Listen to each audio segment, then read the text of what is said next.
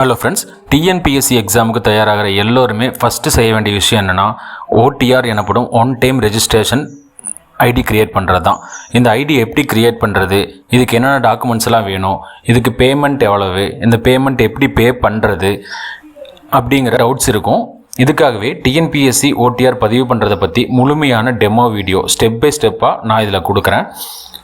இந்த ஓடிஆர் எதுக்கு ரெஜிஸ்டர் பண்ணோம், இதனால் நம்மளுக்கு என்ன யூஸ், ஃப்யூச்சரில் கவர்மெண்ட் எக்ஸாம் இதை வச்சு எவ்வளோ டைம் நம்ம யூஸ் பண்ண முடியும் அப்படிங்கிற டீட்டெயிலையும் இந்த வீடியோவில் பார்க்கலாம். ஸோ வீடியோவை ஸ்கிப் பண்ணாமல் ஃபுல்லாக பாருங்கள், கண்டிப்பாக உங்களுக்கு யூஸ்ஃபுல்லாக இருக்கும்.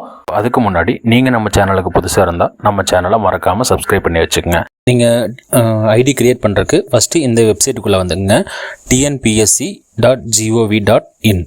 கீழே ஸ்க்ரோல் பண்ணிங்கன்னா one time registration new user இருக்குல்லங்க, அதில் தான் நம்ம பண்ண போகிறோம். ஆல்ரெடி உங்களுக்கு யூசர் ஐடி இருந்ததுன்னா இதில் நீங்கள் லாகின் பண்ணிக்கலாம். உங்களுக்கு யூசர் ஐடி மறந்துருந்ததுன்னா இந்த ஃபர்கெட் யூசர் ஐடி கொடுத்தும், உங்களுக்கு பாஸ்வேர்டு மறந்துருந்தால் இந்த ஃபர்கெட் பாஸ்வேர்டு கொடுத்தும் நீங்கள் அதை யூஸ் பண்ணிக்கலாம். இப்போ நம்ம ஃபஸ்ட் டைம் யூஸ் பண்ணும்போது அந்த one time registration user ID new user அதை கிளிக் பண்ணிக்கிறோம். தென் ஓகே கேட்கும், இந்த ஓகே கிளிக் பண்ணிடுங்க. இங்கே வந்து உங்களோட யூசர் ஐடி, உங்களுக்கு எந்த மாதிரி யூசர் ஐடி வேணுமோ அந்த மாதிரி யூசர் ஐடி கிரியேட் பண்ணிக்கலாம். அதாவது பயனாளர் குறியீடு குறைந்தது 5 முதல் 15 ஆங்கில எழுத்துக்கள் அல்லது எண்கள் கொண்டதாக இருக்க வேண்டும். இதில் நீங்கள் ஸ்பெஷல் கேரக்டர்ஸ் அந்த மாதிரி எதுவுமே நீங்கள் போடணும்னு அவசியம் இல்லை. நார்மலாக உங்களோட நேமோ இல்லை உங்களுக்கு எந்த மாதிரி ஐடி வேணுமோ போட்டுட்டு நம்பர்ஸ் ஏதாவது இருக்கிற மாதிரி போட்டுக்கலாம். இப்போ நான் வந்து எனக்கு தகுந்த மாதிரி ஒரு ஐடி நான் க்ரியேட் பண்ணிக்கிறேன்.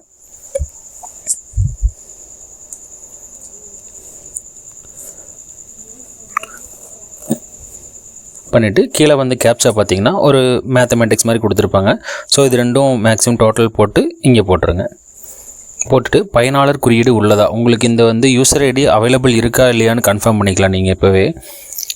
ஸோ அது அவைலபிள் இருந்துச்சு அப்படின்னா நீங்கள் அதை அப்படியே இப்போ யூஸ் பண்ணிக்கலாம். அப்படி இல்லைங்கிற பட்சத்துக்கு இந்த ஐடி வந்து 48 மணி நேரத்துக்கு வேலிடாக இருக்கும். இந்த 48 மணி நேரத்துக்குள்ளே நீங்கள் இதுக்குண்டான பேமெண்ட் எல்லாம் கொடுத்து முடிச்சு இந்த ஐடியை நீங்கள் உங்களுக்காக நீங்கள் சொந்தமாக்கிக்கலாம். தென் அடுத்து வந்து பார்த்திங்கன்னா பாஸ்வேர்டு வந்து பார்த்திங்கன்னா இதில் ஒரு லெட்டர் வந்து ஃபஸ்ட் லெட்டரோ இல்லை ஏதோ ஒரு லெட்டர் கேப் லெட்டராகவும் small letter plus special characters numbers இதெல்லாம் இருக்கணுங்கிற மாதிரி சொல்லியிருக்காங்க. இதெல்லாம் இருந்ததுனா தான் உங்களுக்கு பாஸ்வேர்டு செட் ஆகும். ஸோ இதுக்கு வந்து உங்களுக்கு எந்த மாதிரி ஸ்ட்ராங்கான பாஸ்வேர்டு கிளிக் பண்ண முடியும் போட முடியுமோ ஸோ அந்த மாதிரி பாஸ்வேர்டை நீங்கள் இங்கே போட்டுக்கலாம். மேக்ஸிமம் ஒரு 10 லெட்டர்ஸ் அந்த மாதிரி இருக்கிற மாதிரி பார்த்துக்குங்க. ஏன்னா அப்போ தான் உங்களுக்கு பாஸ்வேர்டு கொஞ்சம் ஸ்ட்ராங்காக இருக்கும். தென் அந்த பாஸ்வேர்டோட ரீஎன்டர் பண்ண சொல்கிறாங்க. இங்கே கன்ஃபர்மேஷன் பாஸ்வேர்டு, அங்கே டைப் பண்ண பாஸ்வேர்டை அப்படியே இங்கே நீங்கள் டைப் பண்ணிடுங்க. தென் உங்களோட மெயில் ஐடி என்னவோ அந்த மெயில் ஐடி, இப்போ நீங்கள் கரண்ட்டாக யூஸ் பண்ணிகிட்டு இருக்கிற மெயில் ஐடி என்னவோ அதையும் நீங்கள் டைப் பண்ணிக்கங்க.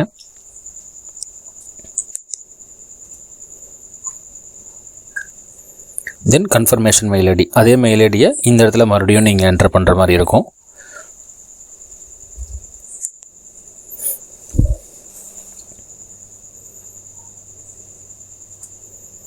தென் விண்ணப்பதாரரின் பெயர், நீங்கள் லாஸ்ட்டாக 10th படிக்கும்போது இல்லை 12th படிக்கும்போது ஸ்கூல் படிக்கும்போது என்ன நேம் கரெக்டாக இருந்தாலோ அதே நேம் என்டர் பண்ணுங்கள். அப்படி இல்லைன்னா அதில் ஏதாவது நேம் கரெக்ஷன் ஸ்பெல்லிங் மிஸ்டேக் எல்லாம் பண்ணியிருந்தீங்கன்னா லாஸ்ட்டாக உங்கள்கிட்ட என்ன சர்டிஃபிகேட்ஸ் இருக்குதோ அந்த சர்டிஃபிகேட்டில் என்ன நேம் இருக்கோ அந்த ஐடியா அந்த நேமே கரெக்டாக நீங்கள் இதில் என்டர் பண்ணுங்கள்.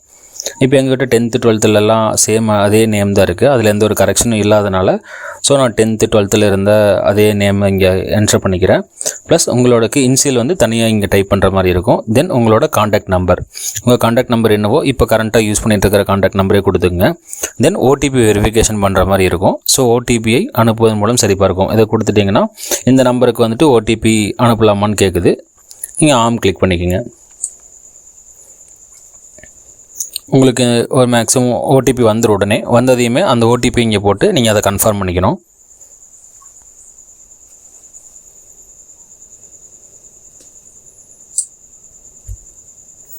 தென் சரி கொடுத்தீங்கன்னா வெரிஃபை ஆயிரும். உங்களுக்கு இந்த யூசர் ஐடி பாஸ்வேர்டு ஒரு டைம் ஞாபகம் இல்லை அப்படிங்கிற பட்சத்துக்கு சேவ் கொடுத்துங்க, இல்லை நாட் நோ கொடுத்துக்கலாம். தென் தந்தையார் பெயர், அப்பாவோட நேம் இங்கே என்டர் பண்ணுற மாதிரி இருக்கும். அவங்களுக்கு எதுவும் கம்யூனிட்டி சர்டிஃபிகேட் இருந்ததுன்னா அதே நேம் ஸ்பெல்லிங் மிஸ்டேக் இல்லாமல் அதே மாதிரியே டைப் பண்ணிங்க. தென் இன்சியல் என்னவோ அதை அவங்களத போட்டுட்டு தந்தையார் பிறந்த அவங்க டிஸ்ட்ரிக் என்னவோ அதையும் போட்டுக்கங்க. தென் அம்மாவோட நேமு அவங்களோட இன்சியல்.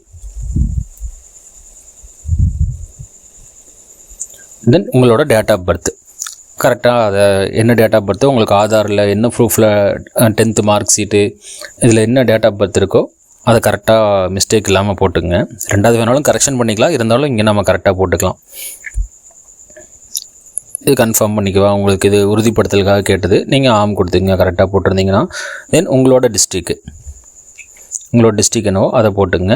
தென் பாலினம், உங்களுக்கு ஜெண்டர் என்னென்னு கேட்குறாங்க.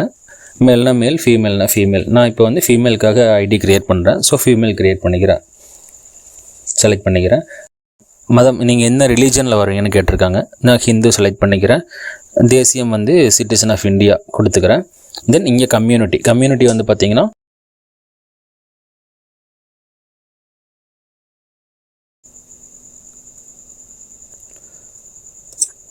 இந்த ரிசர்வேஷன் கேட்டகரி பார்த்திங்கன்னா ஓசி தவிர்த்து மற்ற எல்லாமே இந்த ஃபஸ்ட் இதில் வந்துடும். ஸோ ஓசி மட்டும் அதர்ஸ் கொடுக்குற மாதிரி இருக்கும். பிசி, எம்பிசி, எஸ்சி, எஸ்டி எல்லாம் வந்து ஃபஸ்ட்டு இது செலக்ட் பண்ணிங்க. தென் அதில் வந்துட்டு நீங்கள் அதில் என்ன கம்யூனிட்டியில் வருவீங்க, வித்தின் தமிழ்நாடா, அதர்ஸ் இன் தமிழ்நாடு அந்த மாதிரி கேட்டிருக்காங்க. நீங்கள் வித்தின் தமிழ்நாடு கொடுத்துட்டு நீங்கள் அதில் என்ன கேஸ்ட்டோ நீங்கள் அதை இங்கே செலக்ட் பண்ணிங்க. தென் அதில் என்ன கேட்டகரியில் வருவீங்கன்னு கேட்டிருக்காங்க.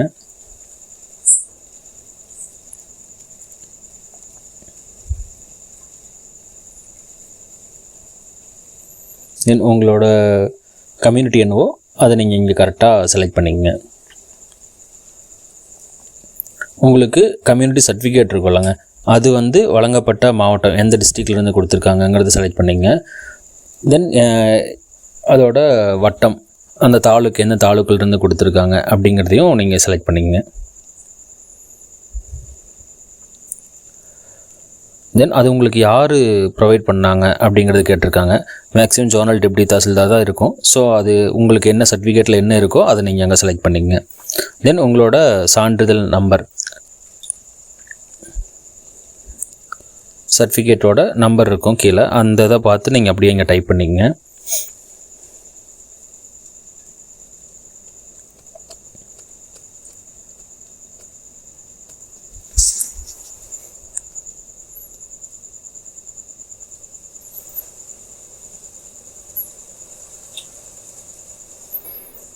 தென் உங்களுக்கு அது எப்போ கொடுத்தாங்க, அதில் டேட் போட்டிருப்பாங்க, எந்த இயர் எந்த டேட்டில் எந்த மந்தில் கொடுத்துருக்காங்கன்ட்டு.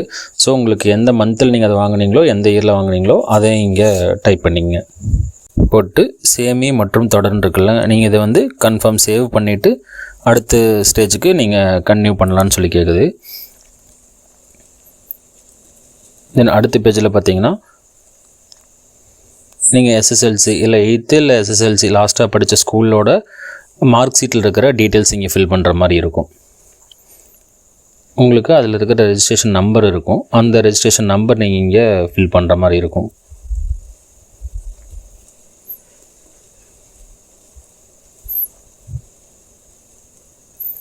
அதாவது இதில் கரெக்டாக ஃபில் பண்ணிங்கன்னு சொல்கிறாங்க. இதில் ஏதாவது மிஸ்டேக்ஸ் இருந்தால் அது ரிஜெக்ட் ஆயிரும் அப்படிங்கிற மாதிரி சொல்கிறாங்க. ஸோ கரெக்டான நம்பர் என்னவோ அதை பார்த்து நீங்கள் கரெக்டாக இங்கே டைப் பண்ணிங்க. நம்ம மார்க் ஷீட்டில் கீழே இருக்கும், லெஃப்ட் சைடில் கீழே இருக்கும், அதை பார்த்து டைப் பண்ணிங்க. நீங்கள் 10th முடித்த மாதம் வருஷம் அது கேட்டிருக்காங்க. மந்த்து இயர் வந்து என்னவோ அதை நீங்கள் மந்த்து செலக்ட் பண்ணிவிட்டு எந்த இயரில் நீங்கள் கம்ப்ளீட் பண்ணீங்களோ அந்த இயரையும் செலக்ட் பண்ணிங்க. அந்த மார்க் ஷீட்டில் உங்களோட டேட் ஆஃப் பர்த் இருக்கும். அது கரெக்டான டேட் ஆஃப் பர்த்தாக இருந்தால் நீங்கள் அதே டேட் ஆஃப் பர்த் மார்க் ஷீட்டில் என்ன இருக்கோ அந்த டேட் ஆஃப் பர்த்தையே இங்கே மறுபடியும் செலக்ட் பண்ணிக்கங்க.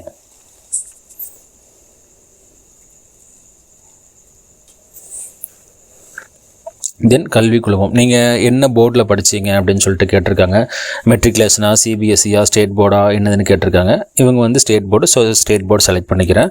சான்றிதழ் எண், உங்களுக்கு சர்டிஃபிகேட்டில் மேலே இருந்து ஃபஸ்ட்டாக இருக்கும், அதில் வந்து சர்டிஃபிகேட் நம்பர் இருக்கும்.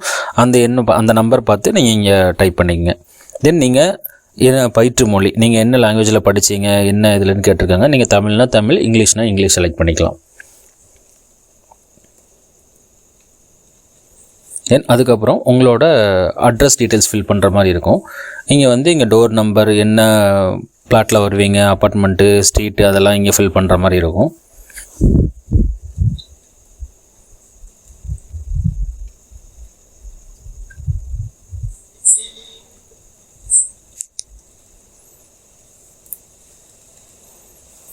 உங்கள் ஆதார் ப்ரூஃபில் என்ன மாதிரி அட்ரஸ் இருக்கோ ஸோ அதேவே கரெக்டாக நீங்கள் இங்கே டைப் பண்ணிக்கங்க.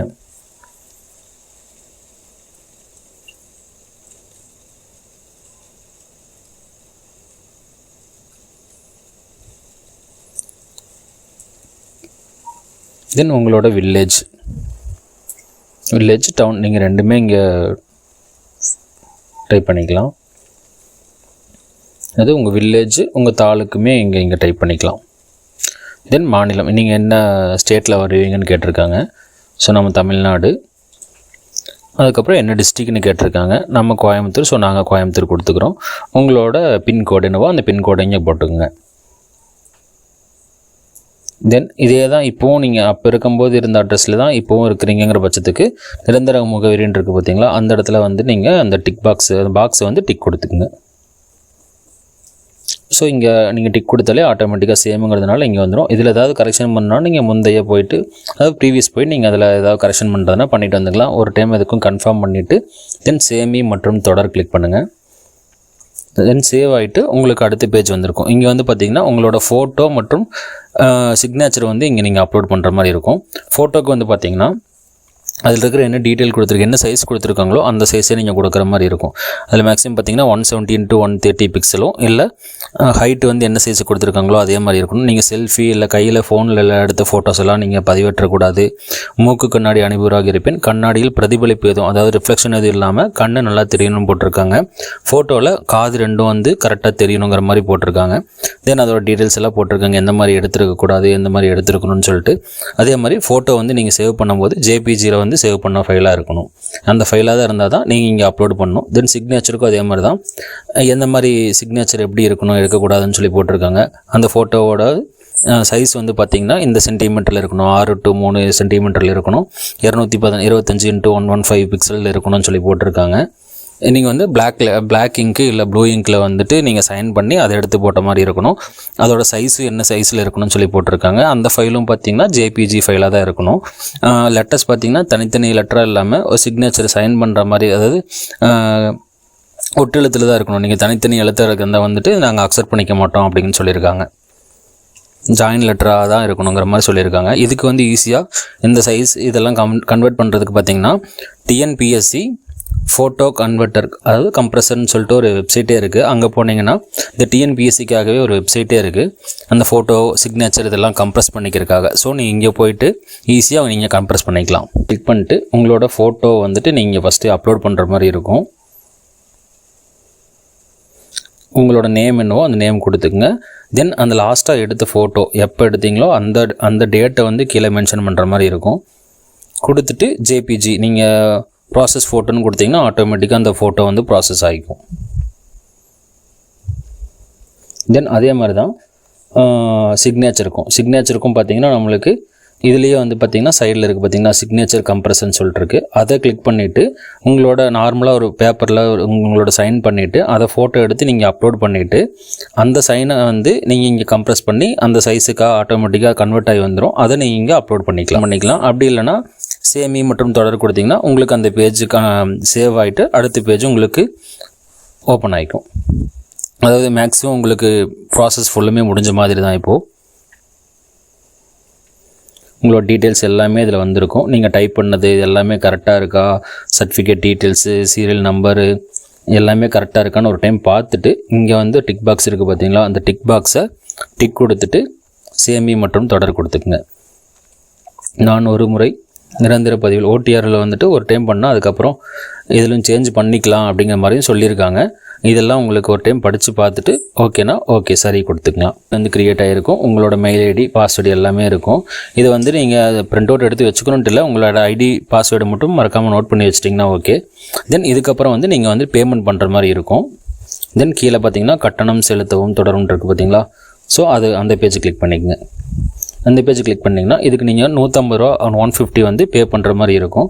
தென் இதில் வந்து பார்த்திங்கன்னா பேமெண்ட் கேட்வே பார்த்திங்கன்னா நீங்கள் எஸ்பிஐலேருந்து பே பண்ணலாம். இல்லை கீழே இருக்கிற இந்த ஆப்ஷன் நீங்கள் ஃபஸ்ட்டு வந்து எஸ்பிஐ இபிஐ லைட் இருக்குது பார்த்தீங்களா, அதையே நீங்கள் செலக்ட் பண்ணிக்கலாம். அது வழியாக நீங்கள் உள்ளே போயிட்டு கூட நீங்கள் எஸ்பிஐலேருந்தே பே பண்ணணும்னு அவசியம் இல்லை. உள்ளே போனாலே ஆட்டோமேட்டிக்காக நீங்கள் உங்களுக்கு அதர் பேங்க்ஸ்னு ஒரு ஆப்ஷன் இருக்கும், செலக்ட் பண்ணிக்கலாம். ஸோ அதை செலக்ட் பண்ணி கூட உங்களோட பேங்க் என்னவோ அந்த பேங்க்லேருந்து நீங்கள் ஈஸியாக பே பண்ணிக்க முடியும். தென் இங்கே பேமெண்ட் டைப் வந்து online, credit card, debit card, NEFT சொல்லி இந்த மாதிரி கேட்டிருக்காங்க. ஸோ அதில் என்னவோ அதை நீங்கள் செலக்ட் பண்ணிக்கலாம். தென் நீங்கள் பே பண்ணி முடிச்சதுக்கப்புறம் ஒரு டைம் நீங்கள் மறுபடியும் ரெஜிஸ்டர் யூசர் வழியாக வந்துட்டு உங்களோட யூசர் ஐடி பாஸ்வேர்டு போட்டு திருப்பி நீங்கள் இங்கே லாகின் பண்ணிக்கங்க.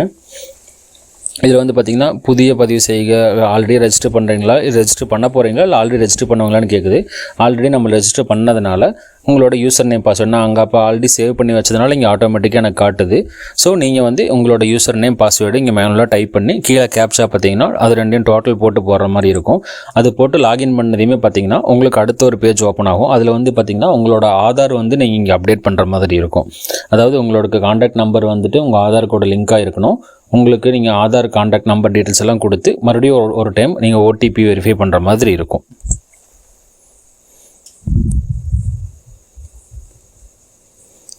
தென் உங்கள்கிட்ட ஆதார் கார்டு இருக்குங்கன்னா நீங்கள் ஆம் கொடுத்துங்க. தென் உங்களோட ஆதார் கார்டு நம்பர் நீங்கள் டைப் பண்ணிக்கங்க.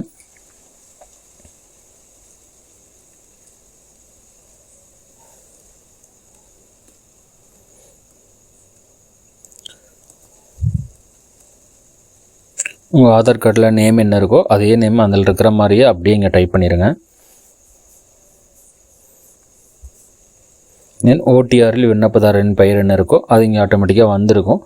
ஓடிஆரில் இருக்கிற டேட் ஆஃப் பர்த் இங்கே இருக்கும். கேப்சா பார்த்தீங்கன்னா இங்கே டோட்டல் போட்டு அந்த மேத்தமெட்டிக்ஸ் படி போட்டிருப்பாங்க. அது ரெண்டையும் டோட்டல் போட்டு இந்த இது வந்துட்டு ஒப்புதல் சான்று இந்த பாக்ஸ் வந்து டிக் கொடுத்துட்டு சென்ட் ஓடிபி கொடுத்துருங்க.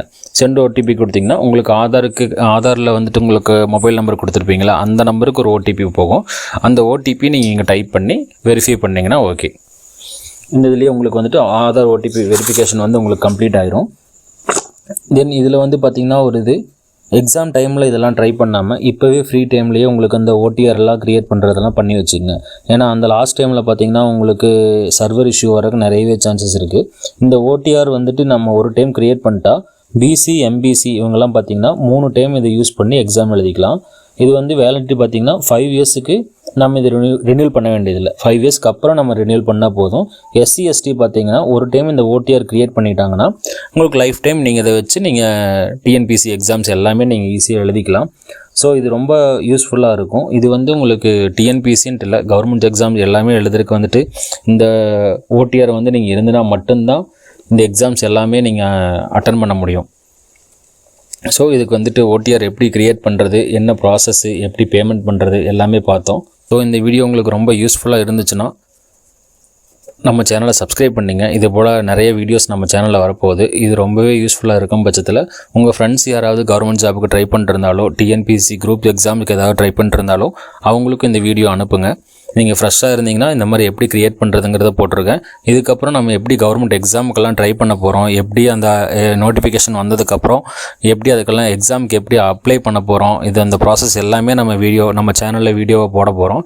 ஸோ அதெல்லாம் ப்ராப்பராக நீங்கள் தெரிஞ்சுக்கணுன்னா நம்ம சேனலை சப்ஸ்கிரைப் பண்ணிட்டு பக்கத்துலேயே ஒரு பெல் ஐக்கான் இருக்கும், அதையும் கிளிக் பண்ணி வச்சுக்கோங்க. தேங்க்யூ. All the best.